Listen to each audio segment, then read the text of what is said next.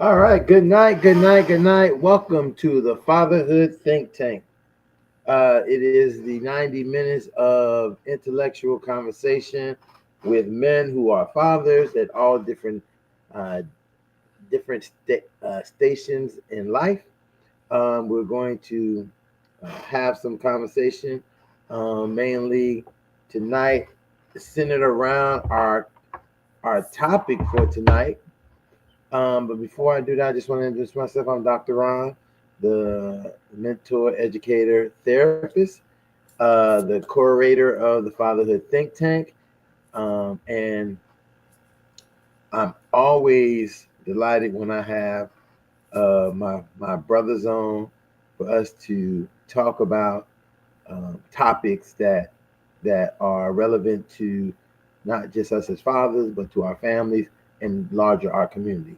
Tonight's topic is sometimes it's hard to open your hand, but you need to. And you can take that any way you want.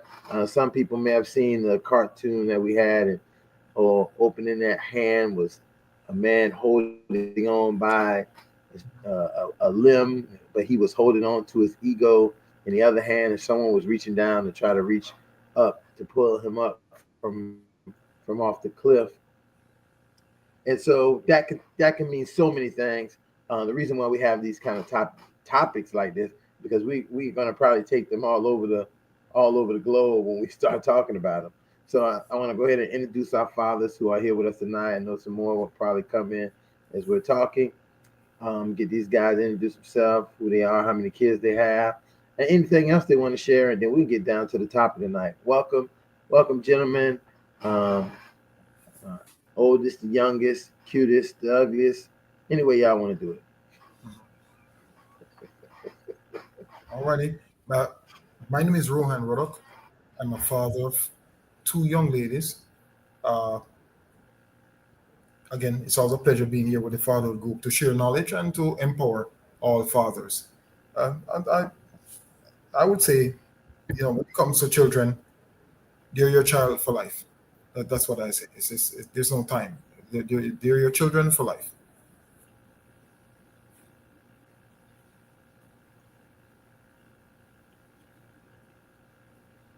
Yep.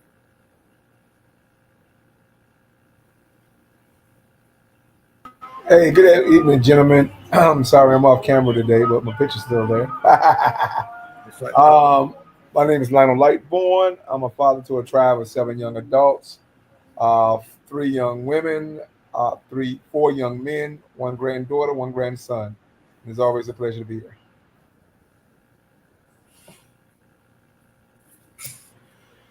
Good evening, gentlemen. My name is Ed Tenney. I guess my station right now is kind of in transition. I guess full transparency, I'm in the process of filing for a divorce, and had a blended family of 6. I don't know, maybe we could talk about this later on, that I have my biological kids. They're all grown. And then I had 3 step children. Not exactly sure how that's going to go from a fatherhood perspective. I'm open to, continuing to be their father, but I'm not exactly sure what the future holds regarding that, given the divorcing situation. But that's my station right now, and uh, that's it.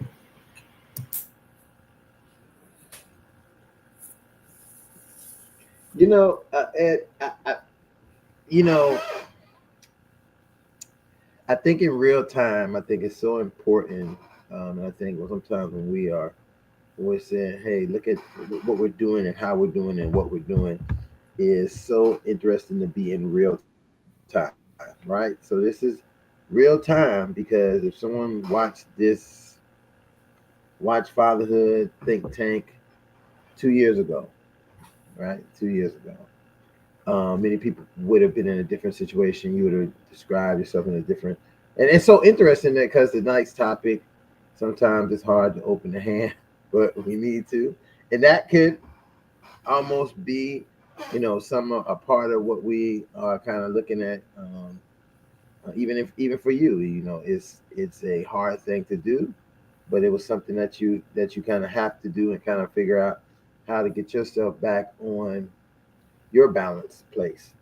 And I think that a lot of times, um, I hear you. I hear you saying, "Hey, now I gotta figure out how I went from this blended family where I fathered children to now not fathering them, maybe not fathering them in the same capacity, or even how that even works and how that even goes down." And I think so often these are the kind of things that in real time people don't deal with. It might be something you read in a novel or watch on a movie, and so you can dis kind of. I think we can kind of disassociate ourselves with reality and say, "Oh, that's not us." I don't know any situation like that. It's not the kind of things I would be involved with. But just in my life as a therapist, I hear those kind of things all the time, and people, it's not a shocker to me, but I hear and I can see people sometimes that not being a reality to them. I mean, their reality is what is made sometimes on mainstream media, or television shows, or things like that. And so I just want to, really thank you for the vulnerability to even share that, because in many cases people don't. They're just, "Hey, I'm Ed, and I'm just doing this and blah blah blah," and the whole time there's somebody out here who may be watching, who may get clicked on, or maybe strolling through YouTube, and hear some of this conversation that it may help them. And that is the real purpose of the Fatherhood Think Tank, for us to use our experiences, our knowledge, what we know, what we have, and really sometimes what we have experienced, to hopefully help somebody else who may have not had that experience, or who don't have that knowledge, or who could even just think about how they want to, you know, coordinate their own plan based on hearing some other diverse points of view. So I definitely, again, thank you for on that vulnerability, and bringing it to the platform tonight. Um, who wants to, start off with this topic we got here? Sometimes it's hard to open your hand, but you need to. And that, I mean, it's so vast. So I mean, people can jump in here anywhere they want to. I'm going to look down and see if any people are in the chat, and I know they're out there. And if they're, and again, if you're in the chat and you want to come on, maybe ask us a question, maybe even have some conversation in with this, just send me a note in the chats, YouTube and Facebook, and I'll get with you and get you on the platform and kind of hear what you're talking, because this is not a private thing. It's public and open, and I know that the more voices that we hear, the more knowledge that we can get. So that's what I look at. Well, I'd like to put in something. The topic is sometimes it's hard to open your hand, but you need to It's hard to keep. Sometimes it's hard to open your hand, but you need to. And just to mention the topic we discussed earlier, uh, he mentioned about the word divorce, but he mentioned also situation. I believe as we go along the journey of our lives, we go into different situations, right? Sometimes you're driving at high speed, sometimes you're driving 30 miles per hour. We know that it's not constant, it changes. So, in terms of open, you need to open your hand, yeah? During, let's say, a divorce or a breakup, because we can use different terms. People break up every day, people divorce every day, people get married every day, people have kids. In this situation, if there's children involved, whether they're under the age of 18 or they're adult children, they that's a change for them too. So the divorce doesn't only affect the two parties, it can also affect the children. Now, in terms of sometimes you're it's hard to open your hand, you need to open your hand to the children. Because one of the things you got to focus on is that after the storm, there's a calm. Yeah. So during that process, you want to reach out to the children. I believe I'm just putting this out there. You want to reach out to all parties involved because everyone, everybody's watching the movie and waiting to see who's gonna do the next job. Just reach out and have a conversation, an open conversation about the situation, and say, hey, this is what's happening. But that don't mean I don't care about you. As a blended family, I still care about you because love, love shouldn't turn to hate. It's just that our situation has changed. So I would say, in a situation like that where you're forced to open your hands to the children involved because you played an integral role in those children's lives. And why stop? Why not continue, whether the partner is there or not? And just those are some of and that would go for both married couples and also people who break up because the children are what really matters. And to be honest, you're the ones maybe 10 years from now who's going to come and say, hey, dad, hey, man, you didn't leave us out. You didn't go on the next bus and left us behind. So, food for thought. Sometimes you need to open your hands. That's just how it works. Well, they say an open Well, let hand. me say this. Go ahead. Blackburn, go ahead. Oh, okay. No. I was saying they usually say an open hand works better than a closed fist because the reason that happens is because an open hand is more manageable. And it's more merciful, right? It's more graceful. It can be and it's more helpful. I've never really seen a closed fist be helpful than an open hand. And so I think that goes for every relationship, not just marriages and raising children, but in every relationship, in every aspect of your life. If you have an open hand type approach, you understand it diversifies who you are. It gives you the ability to give as well as receive, right? And so with that, the reciprocity of open hand far outsees or outweighs the necessity of a closed fist. And they also often say that you can't with open hand anything can come in and out, but with a closed fist nothing gets in or out. And so with that, you first of all be true to you. That's number one. There's a time for open hands and closed fists, but I think it's more time for open hands than it is for closed fists.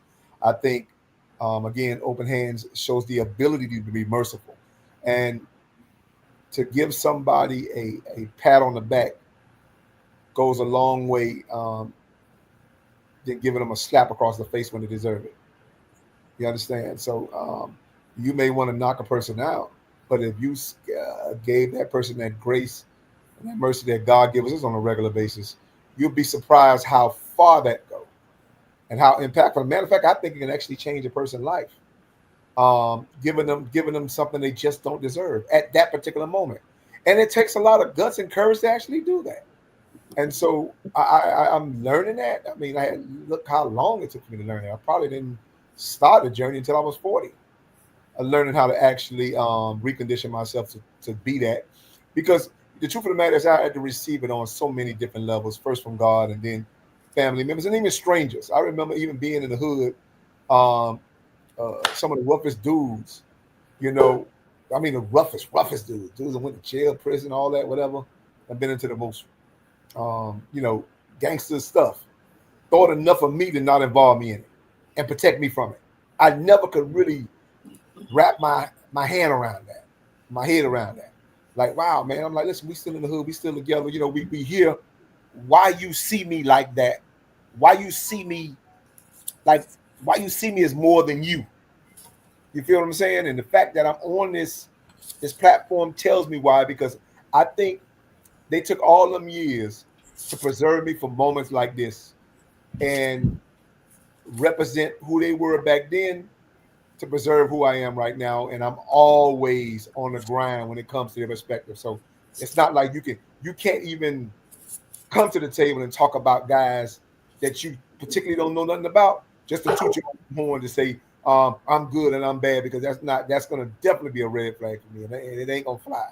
So I just remember those moments of those guys with those open hands when the community would fear their closed fists, but they decided to open their hand and think more of me than I thought of myself at those moments back then. So that's just how I see it.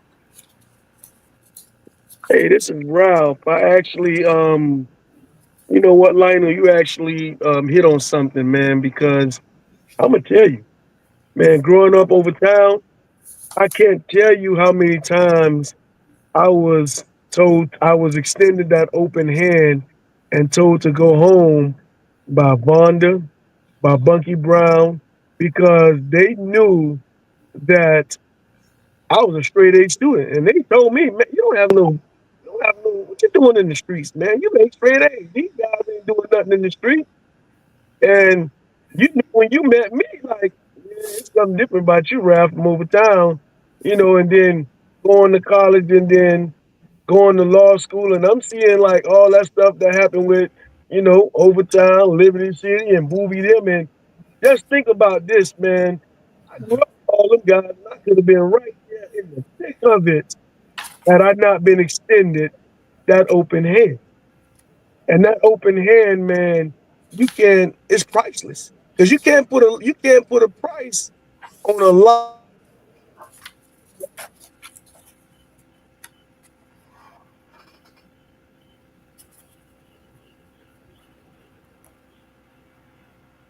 Ralph, your phone froze. Mm-hmm. He froze up. Yep. Well, he was saying can't put a price on something. You can only guess what that is. While we're But doing that, hey, Master Bill, do you want to introduce yourself? Tell us how many kids you have, and For sure. Grand greetings, brothers. This is the Master Builder of the Master Builders platform. My name is Ennis Pete, Peete. I am the papa of three daughters, 31, 18, and 17. Uh, I've been a part of the fatherhood program for a while. Fell off for a little while, Mm-hmm. but I've been part of the program. I say around since 2018 or 19 or something like that. Oh yeah. Been around for a while, and I know Mr. Rohan personally. I definitely know Doc, Mr. Ron, and nice to meet the rest of y'all brothers. Good to see you again, man. Good to see you again. Yeah, for sure. Ralph, you was right in the you. I don't know if you remember your last statement. You said Oh just yeah, like I'm so sorry about that. What I was saying was, um, we know you can't put a price on a life that was saved because that life has helped so many other lives. But what we can put a price on is all the brothers who was in that war between Overtown, Liberty City, and Carol City with Booby them. We know how much it costs for for your yearly stay in the Florida Department of Correction. We know what it costs for your yearly stay in the Federal Bureau of Prisons. We know what it costs for your family to put you in the ground. That's the cost we know. But the cost of saving someone's life will always be priceless because that one life can turn into so many lives. And I'm reminded of something that Nelson Mandela said when he first got out. And if you looked at that cricket game he went to, and these people were so, they was like, they didn't know what Nelson Mandela was going to do, what he was going to say, but he told them, he said, look, man, you all are expecting me to come out, not extend an open hand to you, and come out with brute strength. But he told them, I seek peace. And peace is more difficult than brute strength because brute strength, you can just go and kill somebody at any time. But he said to show restraint is the proper remedy. And we all know right now, man, it is difficult to show restraint in certain situations. I, there's a guy from over town who just came home from prison after 30 years, and he told me he wished years ago someone told him the most gangster thing you can ever do in life is walk away. He said had he walked away, he would have never done 30 years. Wow. Mm. It's deep. Never too late to learn, right? You're right. But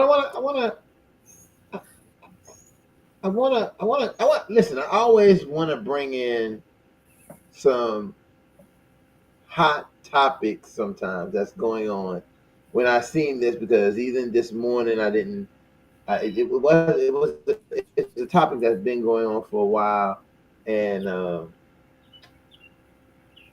it got restarted back up because of the death of the son, Brian McKnight. His son, I think his name is Chico. To all the people, and one of the big issues that came up about that it was that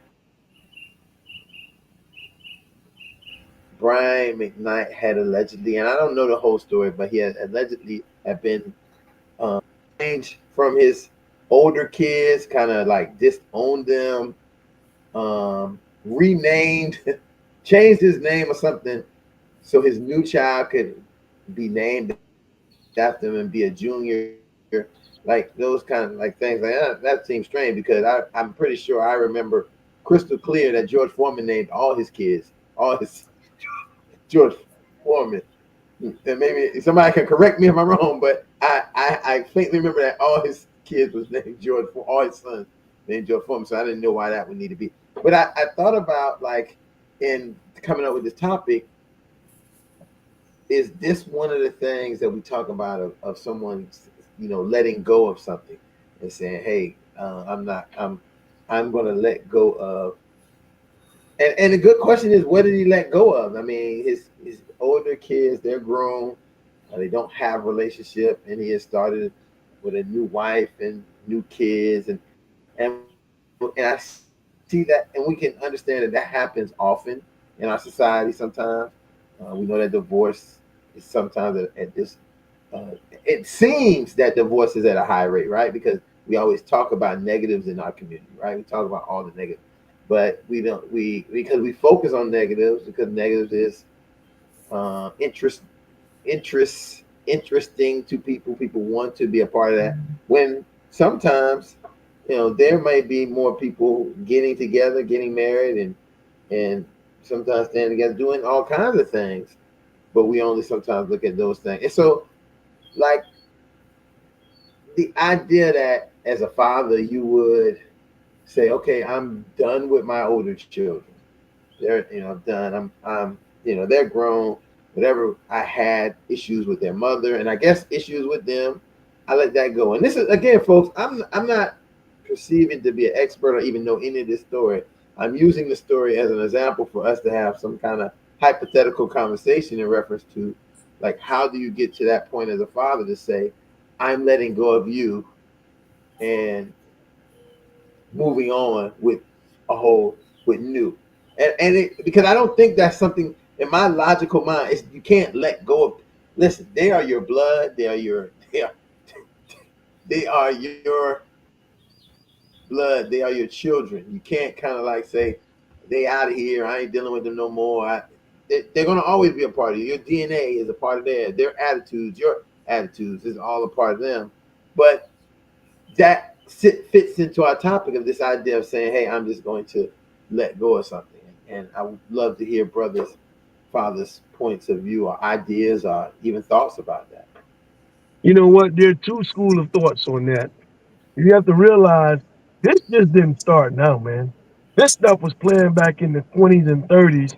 When you look at, remember in the 20s, we're taking from the 1900s all the way up to the 1950s. Remember, our church was always the bedrock and the fabric of the black community, no matter what you believed in. So when Uncle Sam saw that, and Uncle Sam said, wait a minute, something's wrong. We've got to fix this. We've got to do something about this. And when he started giving out the programs that said, hey, if you take this, dad has to leave. So when we were directly and indirectly taken out of the household for whatever reason, that's when you begin to see the fabric of the black family break down. When you saw, and then when some of the social net programs came in, it pit us against each other. And when you saw the conquer and divide strategy, that's when you saw fathers and sons having issues. I mean, my father's 69. I'll be 50 this year. I can count on my hand with 5 fingers how many times my father has bought me something in my lifetime. That's number one, right? Number two, my father's never been to my high school graduation, a college graduation, or my law school graduation. To me, something's wrong with that. When you have a son, a black son, who's that successful, and you don't attend not one graduation, something's wrong with that to me. There's a disconnect somewhere. But when I finally had a conversation with my dad, and this is what a lot of us don't do, he told my dad, I never knew my dad was the product of an affair. And I always wondered why my dad, a different last name than his other 7 siblings. Because my dad was named after his dad, but my dad never met his dad. And so that said a lot to me about how my dad dealt with me. My dad dealt with me from a point of he didn't know what the hell to do. He didn't know what to say to me. He didn't know how to be a dad. Because you want to know why? My grandmother always withheld him from his dad. So it was what? Generational. See, we talk about generational welfare, generational illiteracy, generational poverty, but we never talk about that generational disconnect between sons and fathers, sons and daughters. But this is an excellent topic because it's even worse now. If you ever go volunteer in a prison or something, most of those guys don't even have a relationship with their kids like brother night. When you go, we used to go visit my cousin in prison on Saturdays and Sundays. You always saw mom, sister, auntie, grandma. You rarely saw the black fathers. But tell you something, always saw those. You always saw sister, auntie, grandma. You rarely saw the black fathers. Hey, Cool J, I like to hear your story on this too, brother. No, that ain't me, but no. Well, I think what we have to factor in is if we're going to talk about the black family, and particularly the black family in America, or the African American family, whichever way you want to refer to it, you got to understand that. I always say these words here. I say black people are not their own worst enemies, we're our own worst allies. Now, here's why. You can't be ripped, torn, and severed from your family historically. You understand? This didn't happen systemically. This happened tragically. That's a good way to put it. Right. So you can't be ripped. I'm talking about after you were ripped and torn from your country, right? That's another story within itself because they have a whole different set of accountabilities to go with it. If we're going to talk about from the shores of Africa to the shores of America, but I'm just particularly speaking from the shores of America right now, starting from the Middle Passage. If you're going to be ripped or torn or severed from your families by design, you understand that, and I understand why they do it. I mean, common sense will tell me why they do it. You would do it because number one, the first thing, the most hardest thing to break is a man's will. And the reason you have to break a man's will because that's where his hope lives, right? If he have will, he'll have hope. He have hope, he has his will. And so in order to do that, you have to rip him from his family to the fact that he has no hope, right? None. And once that will is broken, and this is why, back to your point, Ralph, why the church was the bedrock and still is the bedrock of the community, because the church matriculates in building a man's will. If a man has his will intact, and his will is like he's rooted, his will has the foundation it needs, he will always make it. You can't break him. But if you could destroy his will, you can destroy everything else about him. And so because of that, it had to be as tragic and as traumatic and all the historical harms that they can inflict on a black man to destroy that will first, and then everything else goes with it. And so this is why so many were killed, because the will is detrimental. Most people won't, and particularly men, most men would rather die before this harm. And because of that, that's how strong the will is. So once that will was destroyed, it took 400 years to attempt to rebuild it. And so what we have to do with our narrative is stop acting like our will didn't face any type of historical harms, because it did. We got to stop acting like our will was intact, because it never really was. The will was under attack, but our will here was never in attack in America. We got to know the difference between our will being intact and under attack. And our will have been under attack since we got here. And so much so that with the science, the recent science just proved, or psychological science just proved, that even our women are traumatized. I'm talking about our best and brightest. I ain't talking about your everyday woman. I'm talking about our six-figure, the best and brightest of our women and our backbone. Even they're traumatized so much by the trauma their men face, to the fact that they said that the science or the study said that a black woman, I mean the most successful black women, have the birth outcomes of the most average white woman. You understand? The birth mortality outcomes, the most successful black woman, I'm talking about high echelon, high degree, high paid, have the birth outcomes or the birth mortality rate of the average Walmart working white woman. You understand? So that's how deep the historical harms go. And so I don't think anything or anybody in America will ever be able to compare any culture in America will be able to compare itself to the black culture, mainly because the history and the tragedies that comes along with it. Most people, I remember I had a Jewish friend when they was developing the Wynwood area. This was years ago. And he came to me, he said, Lionel, why do you guys wear your black history on your t-shirts? I said, because we didn't have time to pack when we came here. I said, everybody else was bringing luggage. We the only one wasn't bringing no luggage. Every culture in this country packed when they came here. We didn't have time to pack. That's why we keep everything we on our shirts. Well said. It was just, I think every opportunity is a teachable moment, and we must make every opportunity a teachable moment for people who may not even attempt to insult us. You understand? Because ignorance no other way to be but insensitive or be able to insult. And they don't really mean it. And so I made in my business to make every moment a teachable moment and stop being insulted and start being ready to give insight about who and whose we are. Well said. You know, with elephants, you know that if they capture the lead of the elephant is what? Weighs what? 2 tons? If you capture the lead of the elephant and hold that leader just control the leader, you know, the pack won't move. Just think about that just a second. So the same thing, it's just a mind game.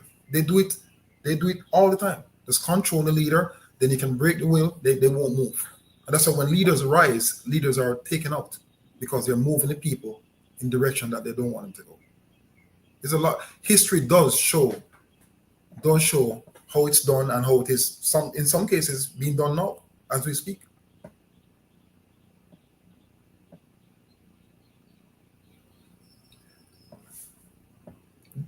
Those guys who escaped the prison in New Orleans, there's a leader there. And you can say they're prisoners, they're murderers, but there's a leader there. Whoever masterminded that to get out of prison, he has some skill. And we know that skill is not used in the manner it should have been used.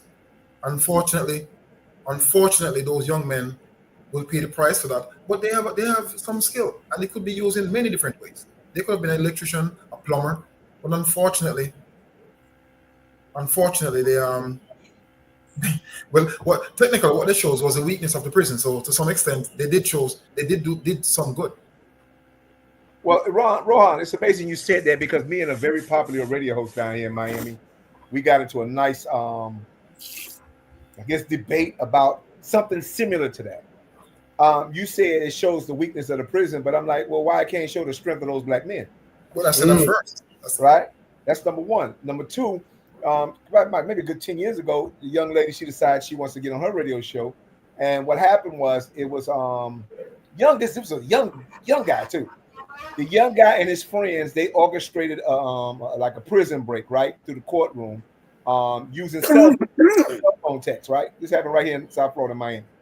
What was it, Broward, but in Miami, and South Florida. And they used the cell phone text. They coordinated the cell phone text to break this boy out of jail. And so they was able to successfully get him out of the courtroom, and he was, I think he was able to get, I think he escaped or he almost escaped, but it was a real successful break. Yeah, he got out. She gets on her show and she starts to talk about, oh, they stupid, they dumb, this and that. That's in the guy stupid they are, and they dumb. And I'm saying to myself, wow. I said, it's amazing how you can see yourself. I said, because the truth of the matter is, if they were white, this would be a made-for-television movie, and they would be considered brilliant to break their friend out of jail by using cell phone coordinated text and not even using a gun. So why is your narrative so niggardly? For those who don't know what niggardly means, that just means stingy. But I'm like, how did your narrative, or how did our narrative get so niggardly when it comes to talking about ourselves? Here, I mean, that's the most brilliant thing I ever heard in my world. Coordinated text. I mean, these teens, they was like, that group had to be under 21 years old. So here it is, a group of friends, number one, who thought enough to love their friend enough to say, nah, I'm going to break my friend out of jail. Coordinated text. And they got this boy out of jail just using coordinated text. That is brilliant. But again, if it was white, it would be a made-for-television movie. But since it was black, the first ones to jump on it and dog it was black people. And of course, I straightened on it because I said, listen, the reason I called her a princess. You know me, I'm going to use tact. I said, you don't have a clue what it is to be a friend like that. And because you don't, you understand? Because you don't know nothing about sacrifice because everything was always handed to you. And so you don't know, I mean, even the Bible says, and that's Jesus, will a man lay down his life for his friend? I said, but you can't see that in your own people, huh?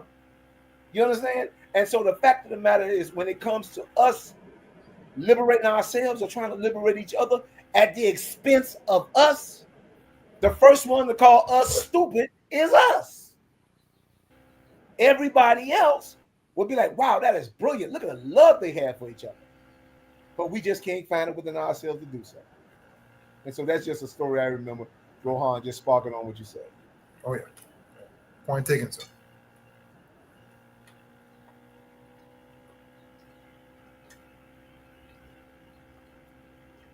Well, okay, so let me just say two things.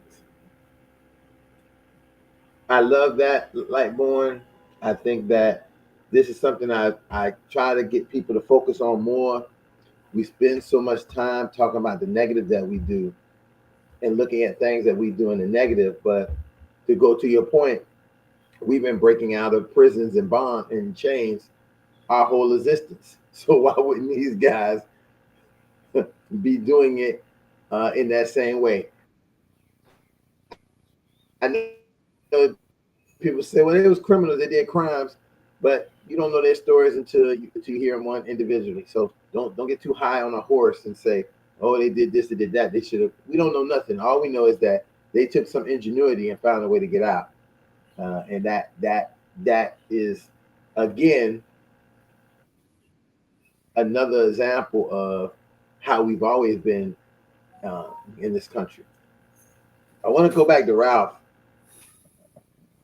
for a minute because Ralph brought up a topic, and in this topic that is so important on the point of when we are fathers, looking at our fathers, looking at our fathers' fathers, and looking at the fathers that we're going to be to our children, how our children will be fathers. There is so many family secrets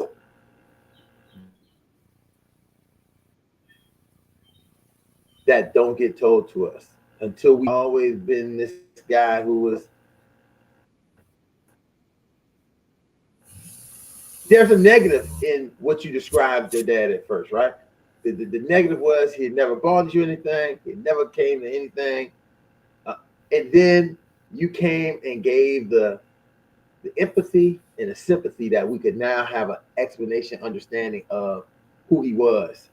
And that many people will hold people to a standard to. And I told the kid today, I said he was cursing and carrying on. And I said, who taught you to do that? He said, oh, myself. I said, no. Someone taught you to do that. You learned that from somebody, just like you learn fractions and multiplication and division from me. You learned that from somebody. And he said, oh, my family. I said, do you think your family would want you to be representing them to say, this is our representative company, right? Do you think that your dad's boss meet you on the street and you cursing and acting like that? How do you think that would fare for your dad's job, right? And in that conversation, that bringing it back to what we're talking about here, is so often we don't know. We come in contact with somebody. Are we even within contact with our own siblings and mainly our parents and our grandparents, and they have stories that have never been told.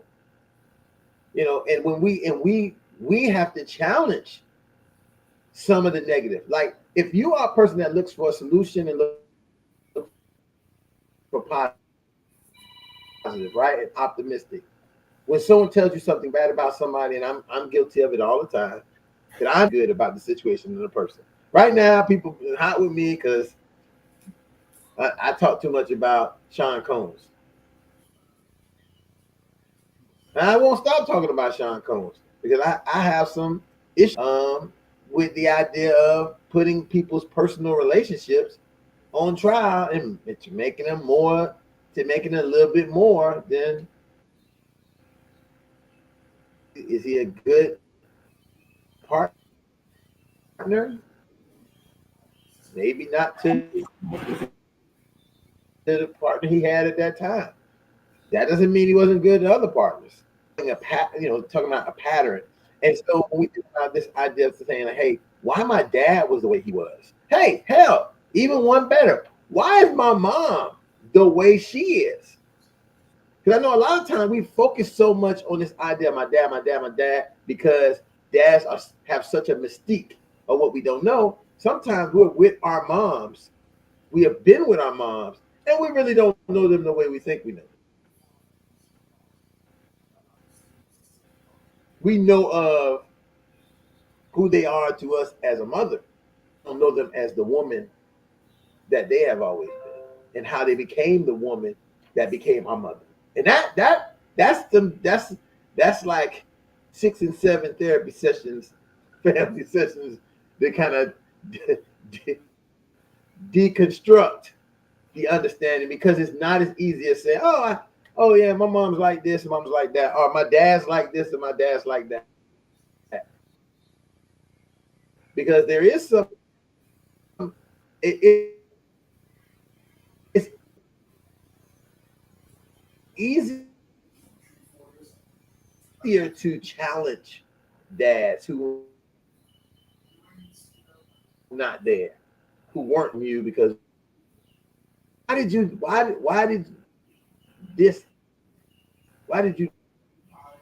do this, and why did this happen this way?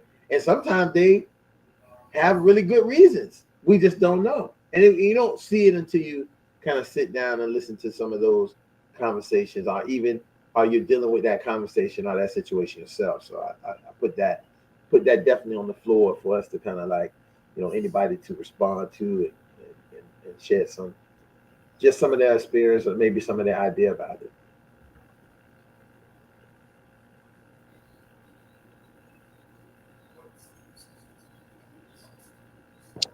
This is Ralph. I'll say something about that, because when Shaquille O'Neal's stepfather, who raised him, passed away, and his mom told him it was about time you go and talk to your biological father.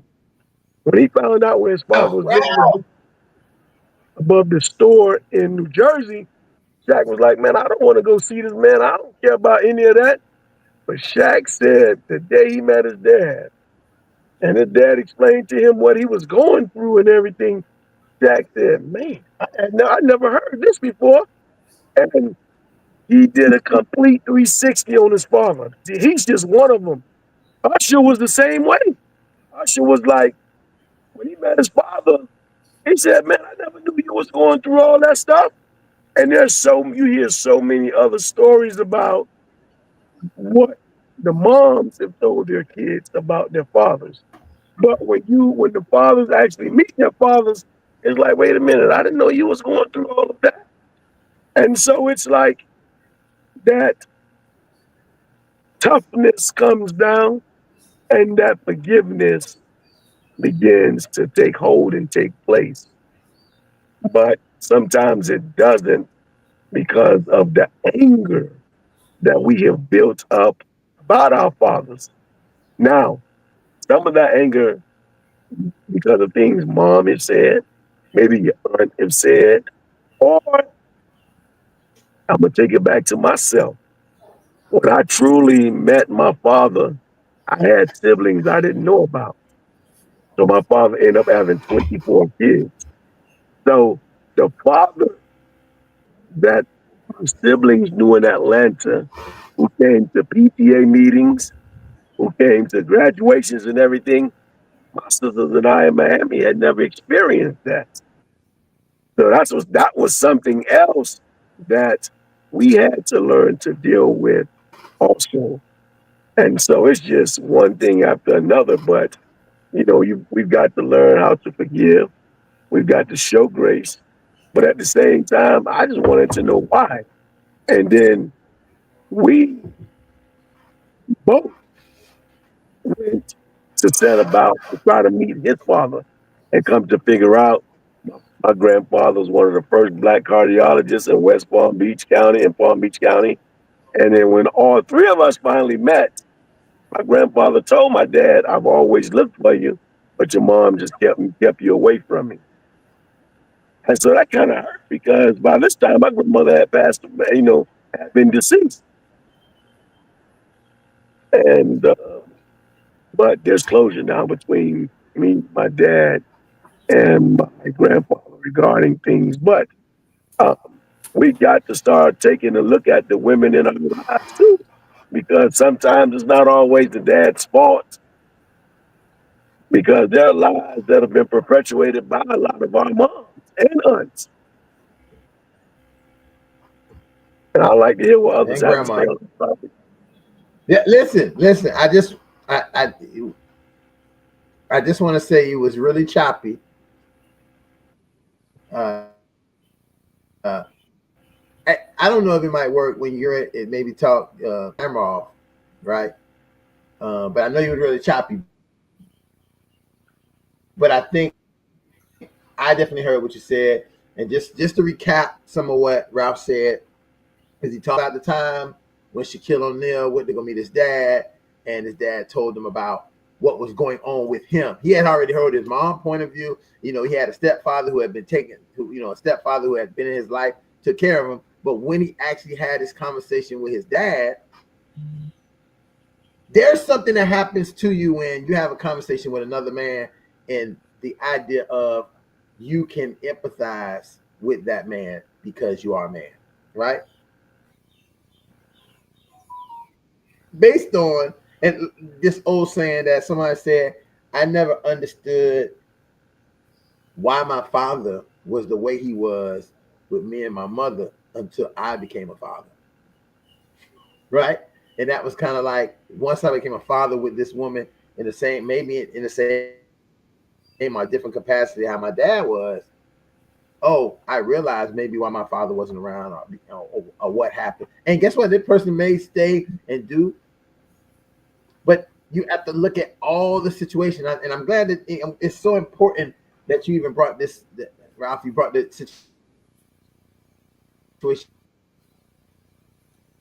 of even in reference to your dad and your grandfather when they're meeting, because these are having a father who then talks to his father, and some of that, the pin of all that is you. It was you, Ralph.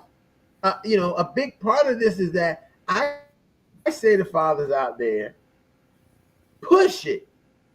As you become a father, trying to work on how you are a father and what it means to be a father, you have to go and search out your fathers and your grandfather. And you have to talk to them, because guess what? Your moms, your grandmothers, your aunties, they're going to tell you all the stories, most of the of women's communication to tell. They're not good with keeping some things. They're communicators. We as men naturally sometimes bear and grin and take things. Sometimes that's why we be dying before they do, because we take it and walk around with it on our chest and in our heart and on our stomach, and it turns into sometimes cancer, and it turns into of a sickness that causes us not to be able to live anymore, because we haven't talked it, we haven't released it, we haven't let it go.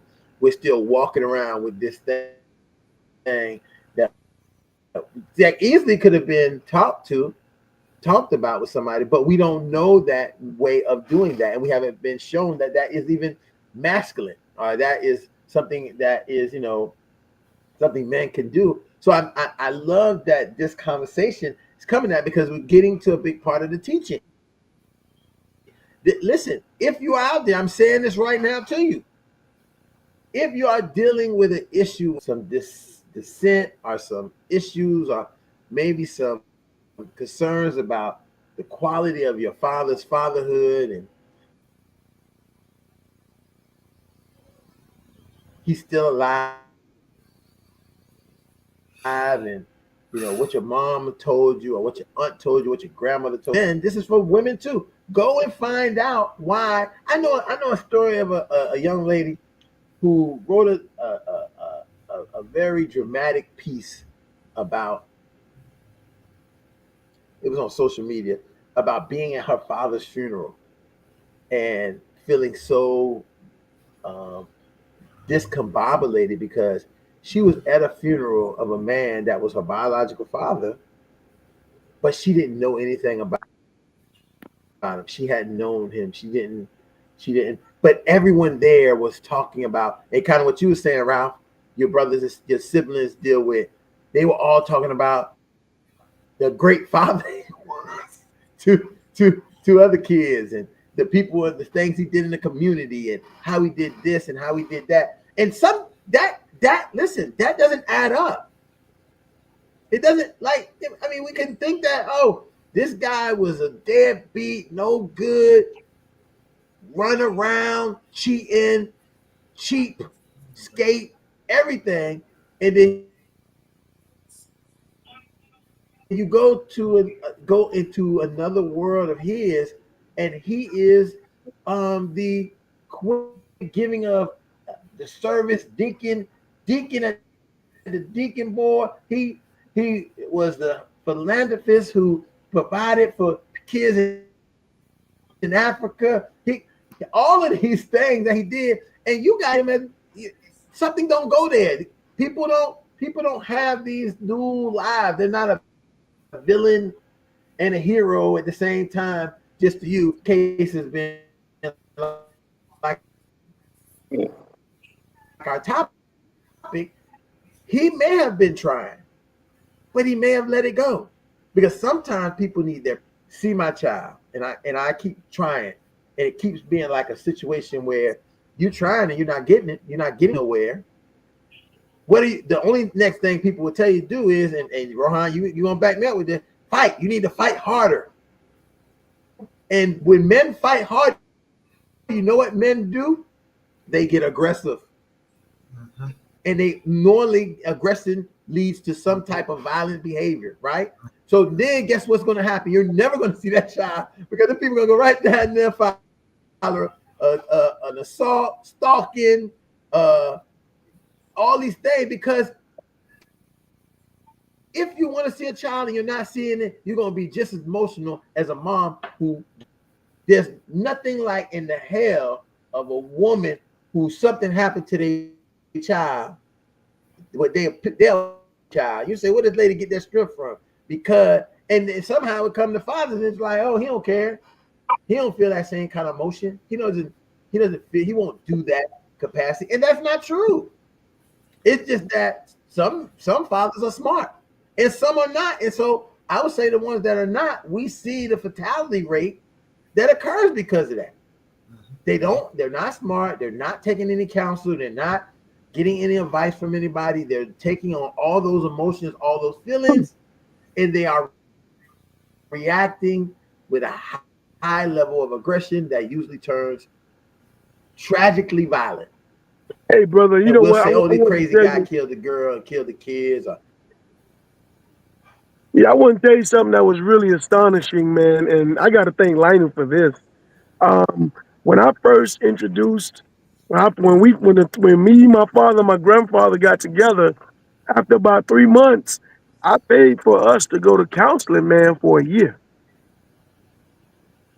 I paid for us to go to counseling for a year, just to open up and get to know one another and establish some kind of bond.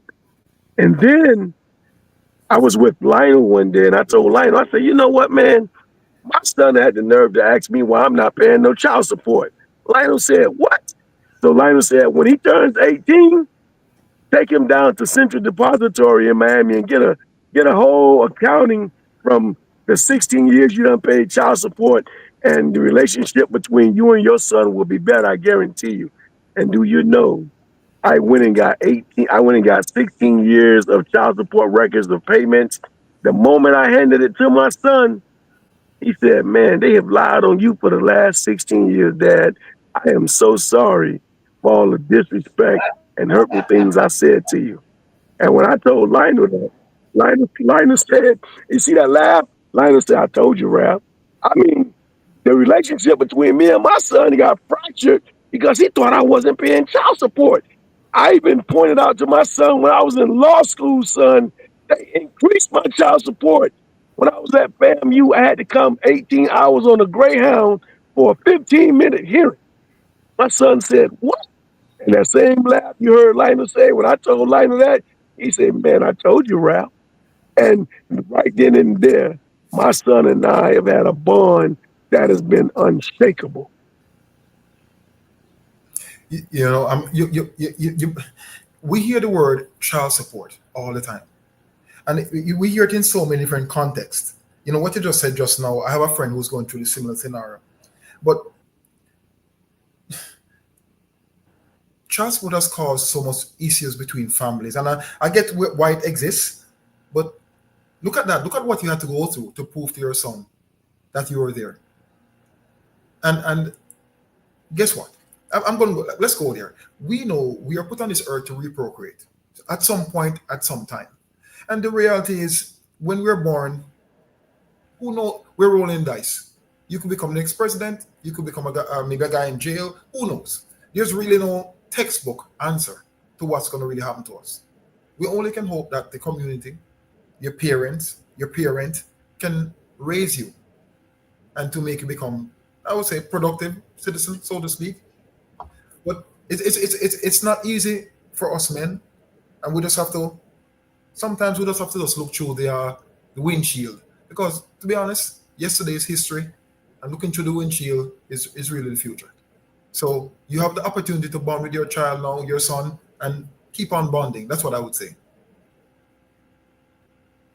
You have to look through the rearview mirror. We all have to do that sometimes, but let's look through the windshield and keep on going. Brown, you're right. Listen, listen, and we understand this. And again, I'm always looking for a moment to bring a teachable. That means fathers, you have to be ready. I think Ralph is giving a great case study of what you need to be doing to be ready. Right? You need to be ready. There's even better ways to be ready, because that's one of the first. That's one of the major things that will be said is that, well, you wasn't coming around, you wasn't being involved, and you didn't help financially. And we struggled. We struggled hard.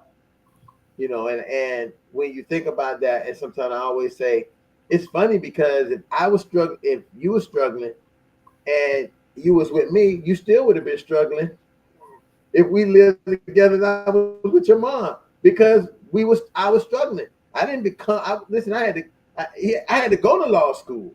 And definitely when I was in law school, I wasn't getting no money.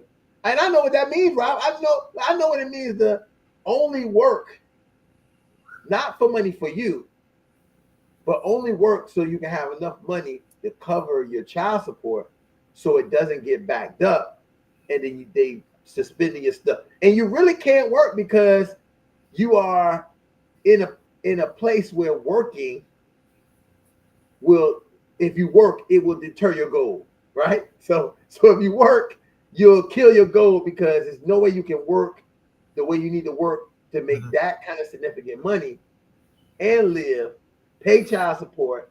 So what you end up doing is getting a job that does nothing but allow you to be able to pay the child support. And then you eat food from other people.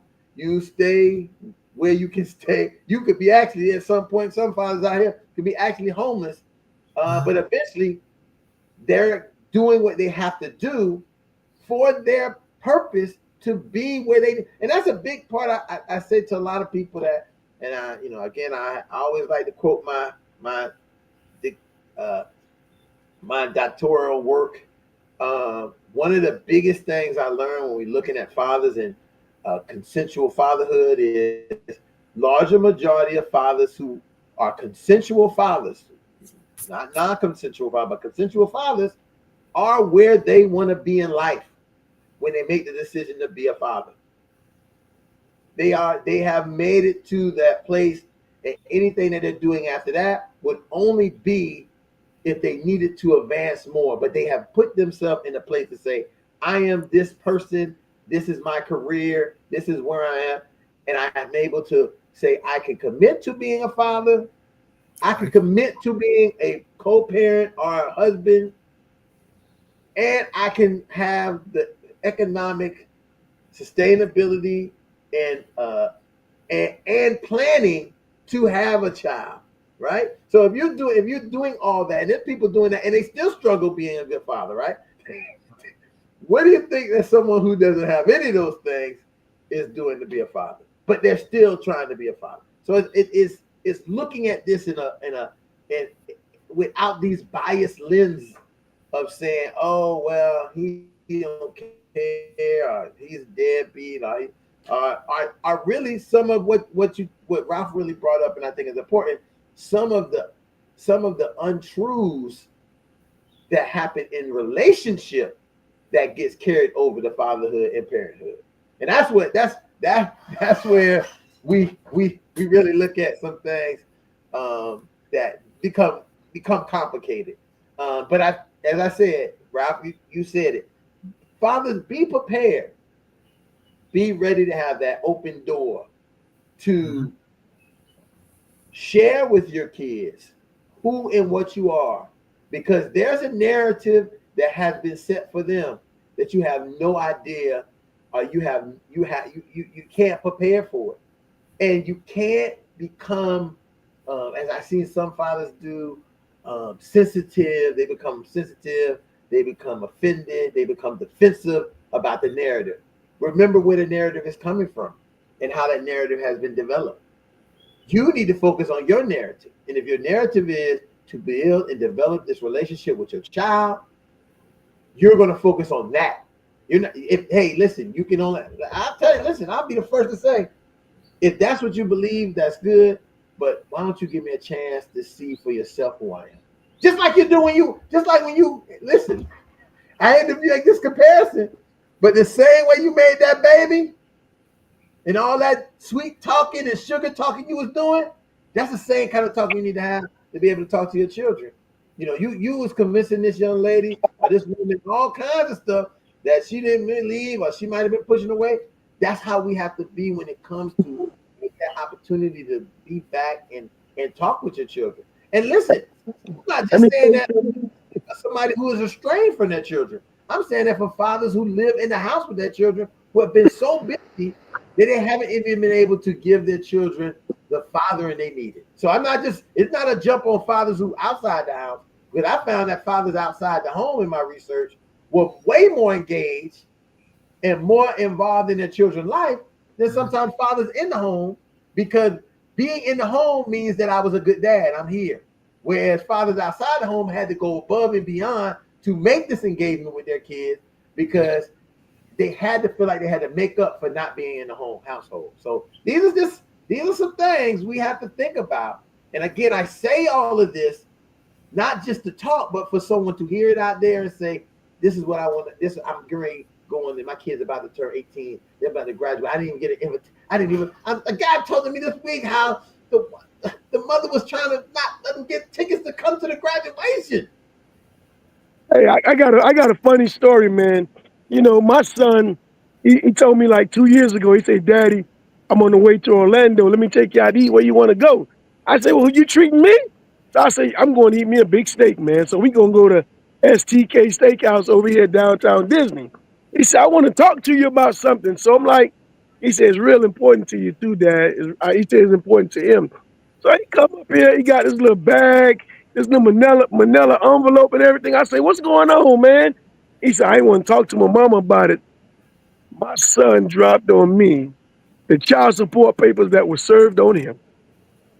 And boy, all I could do was laugh. And he said, Dad, he said to me, he said, I feel like an ATM. I said, oh, welcome to the real world. So he said to me, he said, Dad, look at all the information they asking for. They asking for my tax returns, my 401k statements, he said they want everything. And he said, I'm ticked off, man, because I said, hey, you preaching to the choir. And he said, you mean tell me they took you through all this? I said, look, y'all got it easy now, boy. Y'all got more options than we had back in the 90s. But just to see the look of disgust on his face, I said, now you see what your daddy kind of went through? He said, yeah, man, this is absolutely unbelievable. You would think I'm not doing anything for the child. And I said, well, there you go. But I just thought I'd share that with you all, because I had no idea that's why he wanted to come and have dinner, just so he can drop them child support papers. And he said, you mean tell me I got to go get a lawyer to fight this? I got to spend another $5,000. I said, hey, you better go in there with your guns, because they got they guns for free. So you better go in there and make sure you hire you some guns. Exactly. He looked at me like, And he called, and when, he was going through it, he called me. He said, Dad, I feel so down. I can't believe this girl said I ain't did nothing. I said, so how you gave her money? He said, I was giving her cash. I said, oh yeah, that's where you first messed up at. He's like, we don't, I told you to give her United States money orders, or if you do Zelle. He said, Yeah. yeah, but she told me she wasn't going to take me on child support. And I told him, I said, let me tell you something, man. Until my granddaughter gets 18, you are considered an ATM from now on. Yep. You know, that story is so. Listen. You Go know, ahead, Ro. Go ahead, Ro. we hear that story all the time with child support, and I'll say this, because Lionel talks about the Bible, and the Bible talks about wisdom, knowledge, and understanding. Child support is money, as you said, an ATM machine. But if you know the rule of money, you can play with child support. You can actually get it to go down. So tell your son, seek wisdom, knowledge, and understanding, and that will give him a light in the ocean of how to find the land. Something to think about. I just want to put that out there. Well, the other thing is, and I think that important thing to make sure to tell him is keep his wits and his emotions intact, because that becomes the linchpin that can unravel everything for you. You have to stay mindful of every. Listen, I have a buddy who came to me because he knew I did this program. He was like, I had this kid. I don't know what to do, or blah, blah, blah. And we ended up, I gave him a breakdown of all the stuff he did. I've told a lot of people all the stuff they did. I told all the people stuff that I wish I would have did and I didn't do, or that I tried to do, not that I didn't do, that I tried to do, and I was told, I don't need that. We're not going to do that, and these are not going to happen. And I didn't want to get into conflict about it, so I said, okay, cool. But I was able to give him the information about what he needs to make sure the jurisdiction of his child paternity is in his city that he lives in. Making sure, because this is when they were on good terms. They was on great terms with each other. He was already giving her money, this and that. Visitation was all planned, but then at some point the visitation and the power of what he could do and could not do began to become estranged. There was a Father's Day. He wanted to take his son somewhere, and she said, "Oh no, it's gonna be too hot outside, so you can't take him." And I think that was the tipping point for him to say, "Okay, this is what I'm going to do. Since we have all this paperwork and all this stuff is already arranged, we had a parenting plan that we developed. The next time she comes and bring the kid, drop him off, I'm not going to let her take the kid early. I'm going to follow the parenting plan." And that started the court case. That started the court proceedings. She didn't like, and here's a perfect example. And I say this, listen very clearly. If you have your stuff in order, the law is your partner, is your friend. It is, as much as you may not like the law, you may not like the court. At first, the court not going to rub you on the back. They're not going to give you a lollipop. They're not. But if you have your stuff in order, you will not get taken abused. You will not be being bent over. You will not be getting pushed in the corner. If you have your paperwork and you have it all organized. But if you don't have any of that stuff, anything can happen. I just say anything can happen to you. Even with people who have did things to you. So they can come to your house and violate your house. Them get into a confrontation with the police. In that confrontation with the police, they end up having a case. And that threatens you. They can also end up not even being legal in the country. So the threat of your child being taken out of the country or deported at any moment could come into play. So, but if you go and get your papers and all of your stuff in order, I'm not saying it's going to work easy. Right, Rohan? It's not going to be like, oh, I got my paperwork. Oh, this needs to happen, this, and that. No, you just need to have that as like the same like you have car insurance and you're a really good driver. You got house, flood insurance, and all these assurances, and you paying money for it. This is the reason why you want to have those papers in order, because there is there will come the moment when, yeah, you seem like you're throwing money away, you seem like nothing is coming through, but it will save you and make you have a comfortable place to know that, hey, if something goes wrong, I do have this backup plan. It's not all just a loss, and the court will recognize it as long as you are proactive. You got to be proactive. You got to keep your, and this is what a lot of people do. They have visitation now, and they don't keep their visitation time. They don't drop off when they supposed to. They don't pick up when they supposed to, and they kind of, a lot of times, what a lot of dads do, and I understand it's hard, but we don't honor the commitment to the kids because they're the ones who hurt, who know that they're supposed to come with you for the weekend or the week, and then they're not. The mom gonna bitch and moan, and they're gonna feel like, oh, my dad didn't come pick me up. And once it becomes habitual, now you're putting yourself in a place that could be dangerous. So, teaching moments. This is not just talk; it's things that can really help you. Ron, I'm glad you brought it up. Let's go here. Rules and feelings. Most people live in that domain. Rules, right? Some homes people smoke, some homes people don't smoke. But remember this: the law override rules and feelings. If you talk to most prisoners in jail, they'll tell you most of them acted off feelings. So just remember, the law override feelings and rules. So as long as you are aware of that and aware of the laws, I think you're in a safe place.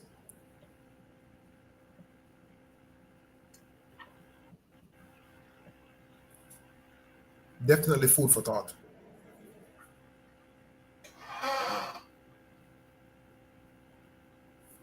Anybody got any thoughts about any of this? Ron, you actually had time.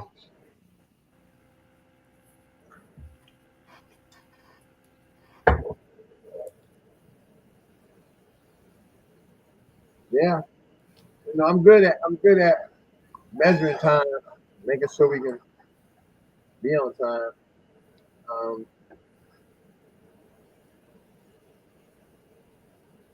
I just want to, at this point, really,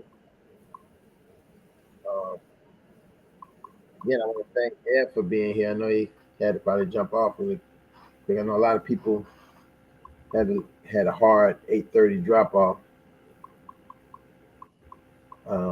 But again, I want to remind him he is in our prayers, and we stand to be a backbone for you and your family as you go through this time of reorganization. We'll use some business terms today, some reorganization. Um, I see my good friend down here, Brother Von Howard. I don't know if you can say a couple, just say hello to the people out here, say who you are. Good evening. Good evening. It's again an honor to be a part of y'all today. It's been a minute, but I'm trying to get back in where I make this routine. I think this is very much so a safe space for men, for fathers, where we can discuss the things that are pressing on us and to make us better. And iron sharpens iron. So again, thank you, brother Dr. Ron Osborne Williams, for having this. How many kids you have, Von? Oh, how many kids I have now? I'm going to stay with 2. I'm waiting for them to get out the house as we speak. So, right, I appreciate you. We just always like everybody to know that the fathers on here got kids. I don't want no goldfish. I don't want no hamster wheels. I don't want no goldfish, no hamster wheels, or ant farm. For these 2, I'm good. But again, thank you again for having me. Thank you for sharing a little bit, Vaughn. Good to have you on tonight. I definitely, as I can say, I definitely want to thank Ralph, man, because he really pumped the conversation up tonight. He really gave some testimony, real life experience that a lot of fathers. I know there's fathers who have went through what he went through. Me and him went through something. We have a connection because we went through something very similar. The struggle of trying to get to where you want to get to, and the state of Florida saying, where my money at? and making sure that you go and get a $5 job so you can make sure you can contribute whatever you need to contribute. And it wasn't just about the state of Florida, because I would say this: I bless the state of Florida for how they allegedly believe that they was whatever happened when the child support papers came. I didn't have no say so they was able to just garnish. So any job I got, they garnished. And I didn't, that's how they can do all kinds. Again, I'll tell you, they do any kind of things, right? But it was the blessing because it allowed anytime I got the money that I didn't get the money, they got the money first, and I had to just deal with the rest. Because if it doesn't work like that, especially us who's struggling, and you grow up in poverty, you say, I ain't paying the bill, I'm gonna take care of all the other stuff, and then I got some money left over, then I pay the bill. So again, it makes sense. You might not like it. I may say a lot about you may not like the garnishment system, but it saves you and puts you in a place. And they can't, if you ain't got a job, they can't do anything. They can't garnish what you ain't got.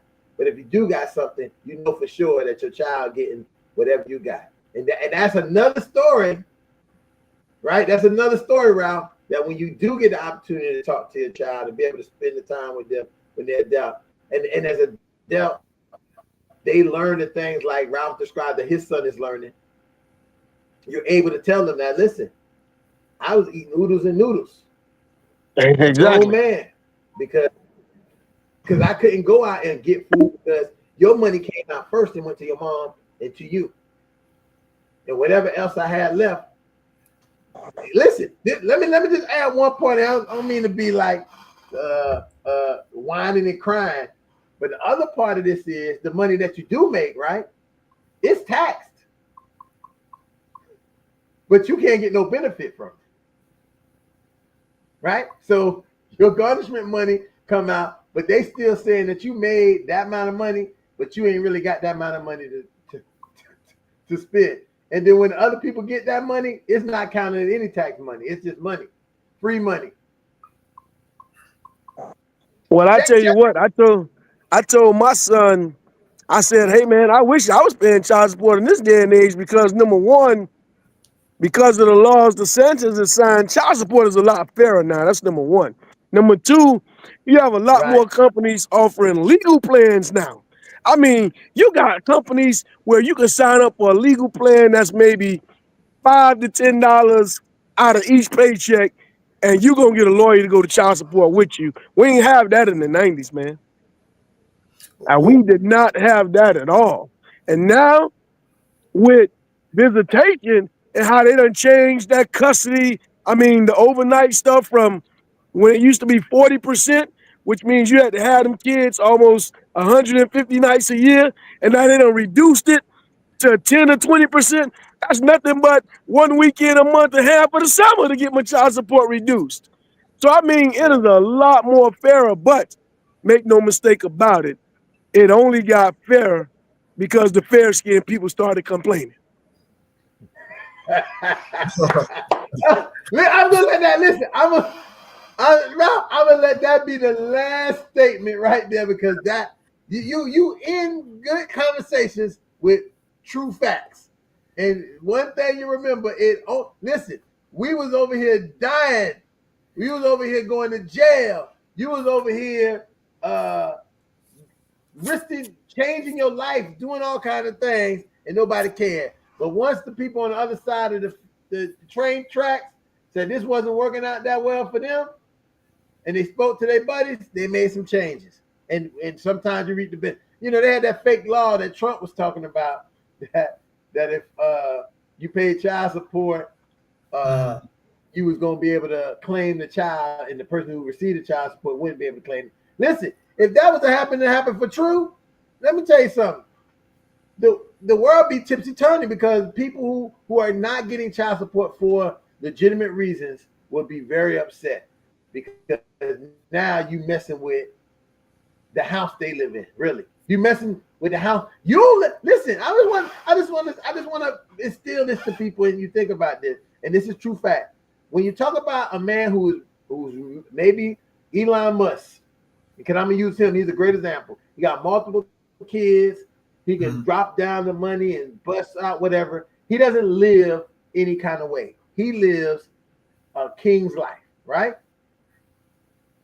A guy who making $50,000 a year, if he was still with the mother of his child, that's whatever else she makes, that's what they would have to be able to have the family household. So if she making $30,000, $40,000, but 9 out of 10, a lot of black women today make double what the men make. So she might be making $95,000. That would be the income for your household, right? That's the income for your household, and that's at the level your child will be living, and you as well, because that's the money that you create. We are seeing it's very clear that for us in our communities, developing working class men, you are living sometimes beneath the standards of how your child and your child's parent and other parent is living. So they got other incomes, plus your income, and they're living at a standard, and you living in a one bedroom studio, and they living in a 6-bedroom house, and you can't even get visitation because you only got 1 bedroom. See, listen, don't leave. Listen, you sound like I'm whining and crying and being petty, but I'm telling what the facts is. You living in a 1 bedroom because that's all you can really afford. They live in a 4 or 5 bedroom house, and when you go to try to get your visitation, they say, "Well, where the kid gonna sleep? They need their own room." Yep, that's what they say. So that's tricking you out of it. That's the trick. So it's a trick around. So I just want to say, if you're able to get with your kids, able to have them treasure it, don't abuse it, and utilize it, and do what you need to do, and let those kids know who you are when they have the opportunity to get to know who you are. With that being said, I want to thank everybody who joined us tonight for the Fatherhood Think Tank. We have come to wrapping up a fruitful, really tonight's conversation. I didn't think it was going to become such an educational conversation. So if you right now, if you're watching, if you screen on, go back, hey, hit somebody, let them know this. And there are some real gems and facts that may support them, may help them if they're going through whatever they might need to be able to let go of, that they might be holding on to. Is some of that was in this conversation tonight. And you know that anytime you come to the Fatherhood Think Tank, we're gonna try to, as much as possible, fill your cup up with as much knowledgeable libation as we can. And so with that being said, fathers, repeat after me. I am. I am. I say, fathers, I am. I am. I am a man of. I am a man of honor. I am a man of honor. I am a man of honor.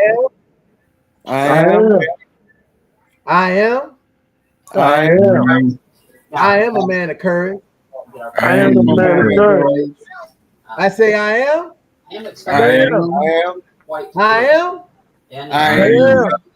I am a man of respect.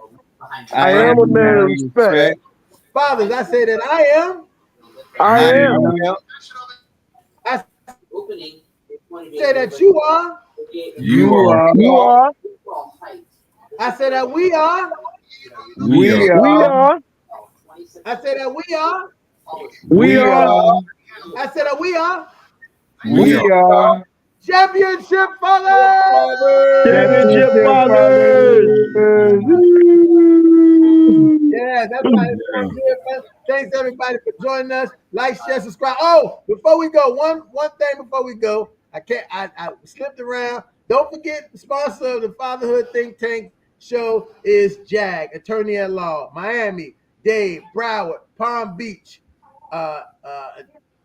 If you need to get in touch, you need a lawyer for all types of law services, call JAG, Attorney at Law. That's Johnny A. Gaspar, Esquire. You can reach him at Johnny J. Gaspar at jag1law.com or 305-827-80 87. Go to his website, www.jag1law.com, for all your services and lawyer services. The proud sponsor of the Fatherhood Think Tank. Fatherhood Think Tank.